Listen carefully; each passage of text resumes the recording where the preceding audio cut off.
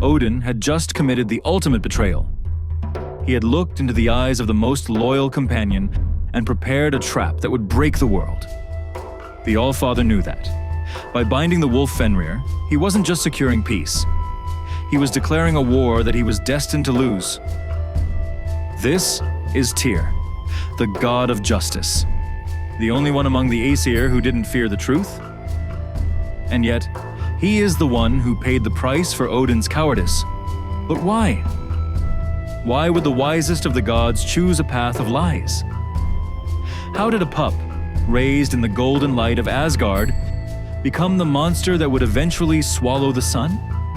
Today, we pull back the veil on the most tragic mistake in the history of the Nine Realms. This is not just a myth. This is the moment the gods became the villains of their own story. In the beginning, Fenrir was not a threat. He was a child of Loki, but he was also a guest. While the other gods whispered in the corners, afraid of the prophecy, Tyr saw something else. He saw a lonely creature. He was the only one brave enough to feed him, to look him in the eye, to call him a friend. Imagine the bond. The god of law and the creature of chaos walking the streets of the celestial city. But the Norns do not lie. As Fenrir grew, his size began to defy the laws of nature. He became a shadow that covered the sun. Every time he growled, the walls of Valhalla shook. Odin watched from Hlidskjalf, his high throne, and he didn't see a friend. He saw a ticking clock. He saw his own throat being crushed in the twilight of Ragnarok. Fear is a poison, and it had finally reached the Allfather's heart. He decided that Fenrir's life was a fair price for his own survival. So they decided to bind Fenrir to prevent their doom. This is where the authority of the gods died. To bind a force of nature, they needed to use the essence of the world itself. They went to the dwarves of Svartalfheim. They asked for a chain made of things that do not exist. The sound of a cat's footfall, the breath of a fish, the beard of a woman. They called it Gleipnir. It looked like a silken ribbon. It felt like a lover's touch, but it was the strongest lie ever forged. They took him to the island of Lyngvi. The wolf smelled the trap. He looked at the thin ribbon and he knew. This wasn't a test of strength, it was a test of trust. He looked at Tyr, his only friend.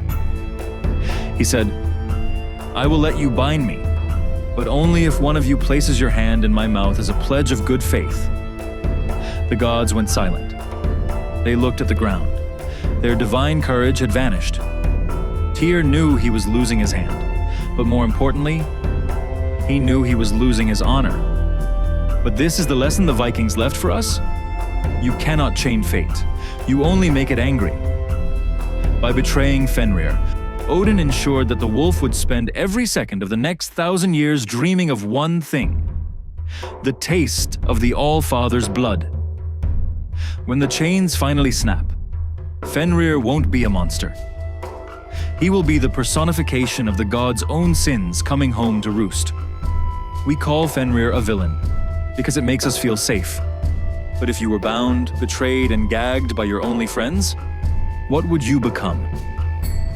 Odin believed prophecy was an enemy, something to be outsmarted, something to be delayed.